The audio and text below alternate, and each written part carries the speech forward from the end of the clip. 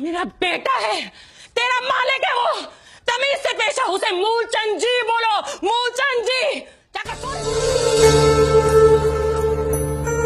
ऐसा तो नहीं था कि उससे ज्यादा खूबसूरत लड़की मैंने कभी देखी नहीं थी, पर पता नहीं क्यों उसके चेहरे से मेरी और नजर। मम कैसा था?